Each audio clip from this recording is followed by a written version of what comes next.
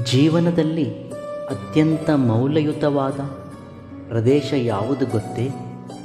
ಇತರರ ಹೃದಯದಲ್ಲಿ ನಾವು ಸಂಪಾದಿಸುವ ಸ್ಥಳ. ನೆನಪುಗಳು ಕತ್ತಿಗಿಂತ ಪ್ರಮಾದಕರವಾಗಿರುವವು, ಏಕೆಂದರೆ ಕತ್ತಿ ಮನುಷ್ಯರನ್ನು ಒಂದು ಬಾರಿ ಮಾತ್ರವೇ ಚುಚ್ಚಿ ಸಾಯಿಸುತ್ತದೆ. ಆದರೆ ಜೀವನದಲ್ಲಿ ಕೆಲವು ನೆನಪುಗಳು ಮಾತ್ರ ಆಗಾಗ ಚುಚ್ಚಿ ಚುಚ್ಚಿ ಸಾಯಿಸುತ್ತವೆ. ಜೀವನದಲ್ಲಿ ಏನೇ ಆಗಲಿ ಸಿಗುವವರೆಗೆ ಮಾತ್ರವೇ ಎಲ್ಲ ಆಸಕ್ತಿ, ಉತ್ಸಾಹ. ಅದೇ ಸಿಕ್ಕ ಮೇಲೆ ನಿರುತ್ಸಾಹ. ಸಿಗುವವರೆಗೆ ಮಾತ್ರವೇ ಮೌಲ್ಯ, ಸಿಕ್ಕ ಮೇಲೆ ಸಾಮಾನ್ಯ. ಅದು ವ್ಯಕ್ತಿಯಾಗಲಿ, ಪ್ರೇಮವಾಗಲಿ ಅಥವಾ ವಸ್ತುವಾಗಲಿ. ಕೆಲವು ವ್ಯಕ್ತಿಗಳು ತಾವು ಮಾಡಿದ ತಪ್ಪುಗಳನ್ನು ಮುಚ್ಚಿಕೊಂಡು ಇತರರು ಮಾಡಿದ ಸಣ್ಣ ತಪ್ಪುಗಳನ್ನೇ ದೊಡ್ಡದಾಗಿ ಬಿಂಬಿಸಿ ಅವರನ್ನು ತಪ್ಪಿತಸ್ಥರನ್ನಾಗಿ ಮಾಡುತ್ತಾರೆ. ಎಲ್ಲ ಸಮಯದಲ್ಲೂ ರಕ್ತ ಬರುವ ಗಾಯವೇ ಆಗಬೇಕೆಂದೇನೂ ಇಲ್ಲ. ಕೆಲವು ಬಾರಿ ರಕ್ತದ ಬದಲು ಕಣ್ಣೀರು ಬರುವ ಗಾಯವೂ ಇತರರಿಂದ ಆಗುತ್ತದೆ. ಈ ಸೃಷ್ಟಿಯಲ್ಲಿ ಸ್ತ್ರೀ ಪಾತ್ರ ಅತ್ಯಂತ ಪ್ರಮುಖವಾದದ್ದು. ಸ್ತ್ರೀ ಮತ್ತು ಪ್ರಕೃತಿಗೆ ಯಾವುದೇ ವ್ಯತ್ಯಾಸವಿಲ್ಲ. ಇಡೀ ಪ್ರಕೃತಿಯಲ್ಲಿ ಏನೆಲ್ಲ ಅಡಗಿದೆಯೋ ಅದೆಲ್ಲವೂ ಓರ್ವ ಸ್ತ್ರೀ ಸ್ವರೂಪದಲ್ಲಿದೆ. ಪ್ರಕೃತಿ ಅತ್ಯಂತ ಸುಂದರವೂ ಹೌದು, ಕೋಮಲವೂ ಹೌದು, ಪ್ರಶಾಂತವೂ ಹೌದು, ವಿಸ್ಮಯವೂ ಹೌದು, ವಿಕೋಪವೂ ಹೌದು, ಹಾಗೆ ವಿಶೇಷವೂ ಹೌದು. ಇವೆಲ್ಲವೂ ಓರ್ವ ಸ್ತ್ರೀಯಲ್ಲೂ ಅಡಗಿದೆ. ಅವಳು ತನ್ನ ಶರೀರದಲ್ಲಿ ಆಗುವ ಬದಲಾವಣೆಗಳಿಂದ ಇವೆಲ್ಲವನ್ನೂ ವ್ಯಕ್ತಪಡಿಸುತ್ತಾಳೆ.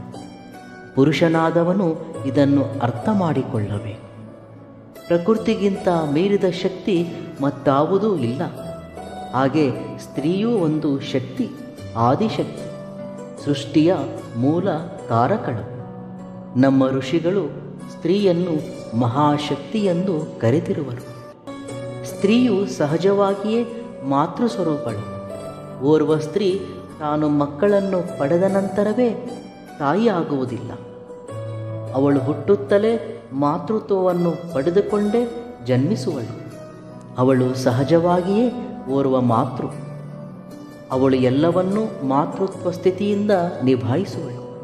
ಅದಕ್ಕೆ ಋಷಿಗಳು ಮೊದಲ ದೈವವೆಂದರೆ ಮಾತೃದೇವೋಭವ ಎಂದು ಹೇಳಿರುವುದು. ಅವಳ ಪ್ರೇಮ ಮಾತೃತ್ವದ ಪ್ರೇಮ. ಕುಟುಂಬವನ್ನು ನಿಭಾಯಿಸುವ ಶಕ್ತಿ, ತಾಳ್ಮೆ ಓರ್ವ ಸ್ತ್ರೀಗೆ ಮಾತ್ರ ಸಾಧ್ಯ. ಭೂಮಿಗೆ ಇರುವ ತಾಳ್ಮೆ ಸ್ತ್ರೀಯಲ್ಲಿದೆ. ಅದಕ್ಕೆ ಸ್ತ್ರೀಯನ್ನು ಭೂಮಿಗೆ ಹೋಲಿಸುತ್ತಾರೆ. ಪುರುಷನಾದವನು ಸ್ತ್ರೀಯ ಎಲ್ಲ ಸ್ಥಿತಿಗಳನ್ನು ತಾಳ್ಮೆಯಿಂದ ಸ್ವೀಕರಿಸಬೇಕು. ಸ್ತ್ರೀ ಪ್ರೇಮಕ್ಕೆ ಮತ್ತು ತಾಳ್ಮೆಗೆ ಮಾತ್ರ ಒಲಿಯುವಳು. ಪುರುಷ ಯಾವತ್ತೂ ಸ್ತ್ರೀಯ ಮೇಲೆ ಆಕ್ರಮಣಕಾರಿ ಭಾವನೆ ಹೊಂದಬಾರದು. ಪುರುಷನ ಮುಕ್ತಿಗೆ ಸ್ತ್ರೀ ಮೂಲಕಾರಕಳು. ಯಾವ ಕುಟುಂಬದಲ್ಲಿ ಸ್ತ್ರೀಯನ್ನು ಗೌರವಿಸುವುದಿಲ್ಲವೋ ಮತ್ತು ಅಭಿಮಾನಿಸುವುದಿಲ್ಲವೋ ಆ ಕುಟುಂಬಗಳು ಯಾವತ್ತೂ ಶಾಂತಿ ಮತ್ತು ಸಮೃದ್ಧಿಯಿಂದ ಇರುವುದಿಲ್ಲ. ಪ್ರಕೃತಿಯ ಆಂತರ್ಯ ಇದುವರೆಗೂ ಹೇಗೆ ಯಾರೂ ತಿಳಿಯಲು ಸಾಧ್ಯವಾಗಿಲ್ಲವೋ ಹಾಗೆ ಸ್ತ್ರೀಯ ಆಂತರ್ಯ ಯಾರೂ ತಿಳಿಯಲು ಸಾಧ್ಯವಾಗಿಲ್ಲ. ಏಕೆಂದರೆ ಸ್ತ್ರೀ ಓರ್ವ ಮಹಾಶಕ್ತಿ. ಸ್ತ್ರೀಯನ್ನು ಗೌರವಿಸುವುದು ಪುರುಷನ ಧರ್ಮ. ಕೆಲವು ಭಯ ಮತ್ತು ನೋವುಗಳನ್ನು ಯಾರೊಂದಿಗೂ ಹಂಚಿಕೊಳ್ಳಲು ಆಗುವುದಿಲ್ಲ. ಹಾಗೆಂದು ತಪ್ಪಿಸಿಕೊಳ್ಳಲು ಆಗುವುದಿಲ್ಲ. ಅವುಗಳನ್ನು ಅನುಭವಿಸಲೇಬೇಕು. ತನ್ನನ್ನು ತಾನು ತಿಳಿದವನಿಗೆ ಭಗವಂತ ಯಾರೆಂದು ತಿಳಿಯಪಡಿಸುವ ಅಗತ್ಯವಿಲ್ಲ. ತನ್ನನ್ನು ತಾನು ತಿಳಿದ ಮೇಲೆ ತಾನೇ ದೇವರಾಗುತ್ತಾನೆ. ನಾವು ಹೇಗಿರುವೆವು ಎಂದು ಈ ಸಮಾಜ ಹೇಳುತ್ತದೆ. ಆದರೆ ನಾವು ಹೇಗಿರಬೇಕೆಂದು ಒಂದು ನಮ್ಮ ಏಕಾಂತ ಮಾತ್ರವೇ ಹೇಳುತ್ತದೆ. ಮೊದಲು ನಿಮ್ಮೊಂದಿಗೆ ನೀವು ಮಾತನಾಡಿ. ನಿಮಗಾಗಿ ನಿಮ್ಮ ಸರಿಯಾದ ಸಮಯವನ್ನು ಮೀಸಲಿಡಿ. ನಿಮ್ಮೊಂದಿಗೆ ನೀವು ಇರಿ. ಆ ಇರುವ ರೀತಿಯೇ ಮೌನ. ಅಲ್ಲೇ ಇರುವುದು ಶಾಂತತೆ ಮತ್ತು ಪ್ರಶಾಂತತೆ. ಯಾರ ಮೇಲೂ ಅಧಿಕ ನಿರೀಕ್ಷೆಗಳು ಬೇಡ, ಯಾರ ಮೇಲೂ ಅಧಿಕ ಮೋಹ ಬೇಡ. ಅದು ಯಾವುದೂ ಉಪಯೋಗಕ್ಕೆ ಬಾರದ್ದು.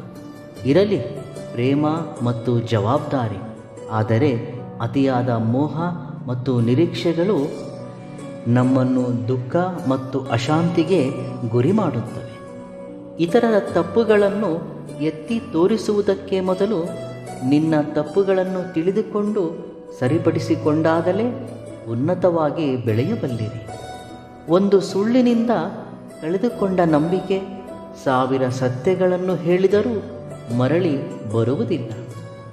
ಸಿಗುವುದಿಲ್ಲವೆಂದು ಗೊತ್ತಿದ್ದರೂ ಹುಡುಕುವುದು, ಹಾಗೆ ಇಷ್ಟವಿಲ್ಲದವರ ಜೊತೆ ಬದುಕುವುದು, ಈ ಎರಡೂ ಕೂಡ ಕಷ್ಟವೇ. ಜೀವನ ಅನ್ನುವುದು ಯಾವಾಗಲೂ ಕೂಡ ಸುಲಭವಾಗಿ ಸಾಗಿ ಹೋಗುವುದಿಲ್ಲ. ಆಗಾಗ ಸಮಸ್ಯೆಗಳು ಹಾಗೆ ಅಡ್ಡಿ ಆತಂಕಗಳು ಬರುತ್ತಾ ಇರುತ್ತವೆ. ಹಾಗೆಂದು ಸಮಸ್ಯೆಗಳೇ ಕೊನೆ ಅಲ್ಲ. ಸಮಸ್ಯೆಗಳಿಂದ ಮುಕ್ತಾಯವೂ ದೊರಕುತ್ತದೆ, ಹಾಗೆ ಅನುಭವವೂ ದೊರಕುತ್ತದೆ. ಸ್ವಲ್ಪ ತಾಳ್ಮೆಯಿಂದ ಇರಬೇಕಷ್ಟೆ. ಈ ಜನರಿಗೆ ನಾವು ಹೇಗಿದ್ದರೂ ಕಷ್ಟವೇ. ನಾವು ಖುಷಿಯಿಂದ ಇದ್ದರೆ ಒಳಗೊಳಗೆ ಅಸೂಯೆ ಪಡುತ್ತಾರೆ. ಅದೇ ದುಃಖದಲ್ಲಿದ್ದರೆ ಊರೆಲ್ಲ ಸುತ್ತಿ ಸುತ್ತಿ ಎಲ್ಲರೊಂದಿಗೆ ಹೇಳುತ್ತಾ ಖುಷಿ ಪಡುತ್ತಾರೆ. ಅವರಿಗೆ ಅದೇ ಆನಂದವಿರಬೇಕು. ಮತ್ತೊಬ್ಬರ ಒಳಿತನ್ನು ಸಹಿಸುವುದಿಲ್ಲ, ಹಾಗೆ ಮತ್ತೊಬ್ಬರ ದುಃಖಕ್ಕೆ ಸ್ಪಂದಿಸುವುದಿಲ್ಲ. ಇದ್ದದ್ದು ಸಾಕು ಅಂದುಕೊಂಡರೆ ಸಿಗುವುದು ಸುಖ, ಇನ್ನಷ್ಟು ಬೇಕೆಂದುಕೊಂಡರೆ ಉಳಿಯುವುದು ದುಃಖ ಮಾತ್ರವೇ. ಕೆಲಸಕ್ಕೆ ಬಾರದ ವಸ್ತುಗಳು ಮನೆಗೆ ಭಾರ, ಹಾಗೆ ಕೆಲಸಕ್ಕೆ ಬಾರದ ಆಲೋಚನೆಗಳು ಮನಸ್ಸಿಗೆ ಭಾರ. ಇತರರ ಸಂಪತ್ತನ್ನು ಆಶಿಸುವವರು ಭೂಮಿಗೆ ಭಾರ. ಒಬ್ಬ ನಿರಾಶಾವಾದಿ ಪ್ರತಿ ಅವಕಾಶದಲ್ಲೂ ಕಷ್ಟವನ್ನೇ ನೋಡುತ್ತಾನೆ. ಅದೇ ಆಶಾವಾದಿ ಪ್ರತಿ ಕಷ್ಟದಲ್ಲೂ ಒಂದು ಅವಕಾಶವನ್ನು ನೋಡುತ್ತಾನೆ. ಯಾವುದೇ ಕೆಲಸವಾದರೂ ಕಷ್ಟಪಟ್ಟರೇನೇ ಪೂರ್ತಿಯಾಗುತ್ತದೆ. ಬರೀ ಕನಸು ಕಾಣುತ್ತಾ ಕುಳಿತುಕೊಂಡರೆ ಅಳುವಿನಷ್ಟಾದರೂ ಮುಂದಕ್ಕೆ ಸಾಗುವುದಿಲ್ಲ. ಜೀವನ ಅನ್ನೋದು ಒಂದು ನಾಟಕ. ಇಲ್ಲಿ ನಟಿಸಲು ಬರದಿದ್ದರೆ ಇತರರ ನಾಟಕವನ್ನು ನೋಡುತ್ತಾ ಇರಬೇಕಾಗುತ್ತದೆ. ಸರಿಯಾದ ಸಮಯದಲ್ಲಿ ನೀನು ಸರಿಯಾದ ನಿರ್ಣಯ ತೆಗೆದುಕೊಂಡರೆ ನೀನು ಯಾವಾಗಲೂ ಸಂತೋಷದಿಂದ ಇರಬಲ್ಲಿರಿ. ಅವಸರಕ್ಕೆ ತಕ್ಕಂತೆ ಇರುವ ಮನುಷ್ಯರು ಯಾವಾಗಾದರೆ ನಮ್ಮೊಂದಿಗೆ ಅವಸರ ತೀರಿ ಹೋಗುತ್ತದೆಯೋ ನಮ್ಮೊಂದಿಗೆ ಮಾತನಾಡುವ ವಿಧಾನವೂ ಕೂಡ ಬದಲಾಗುತ್ತದೆ. ದೈವವೆಂದರೆ ಗುಡಿಯಲ್ಲಿರುವ ವಿಗ್ರಹ ಮಾತ್ರವೇ ಅಲ್ಲ, ಪ್ರತಿಯೊಬ್ಬರ ಹೃದಯದಲ್ಲಿರುವ ಮಾನವತ್ವವೂ ಹೌದು. ನಿಮ್ಮ ಒಂದು ಅಪಜಯಗಳು ನಿಮ್ಮ ಒಂದು ತಪ್ಪು ಹೆಜ್ಜೆಗಳೆಂದು ಭಾವಿಸಬೇಡಿ. ಭವಿಷ್ಯದಲ್ಲಿ ನೀವು ಏನು ಮಾಡಬಾರದೆಂದು ಹೇಳುವ ಅನುಭವ ಪಾಠಗಳು. ಇವೆಲ್ಲವುಗಳಲ್ಲಿ ನಿಮಗಿಷ್ಟವಾದ ಸೂಕ್ತಿಯನ್ನು ಕಾಮೆಂಟ್ ಮುಖಾಂತರ ತಿಳಿಸಿ. ವಿಡಿಯೋ ಇಷ್ಟವಾದಲ್ಲಿ ಸಬ್ಸ್ಕ್ರೈಬ್ ಮಾಡಿ ಮತ್ತು ಲೈಕ್ ಮಾಡಿ. ಧನ್ಯವಾದಗಳು.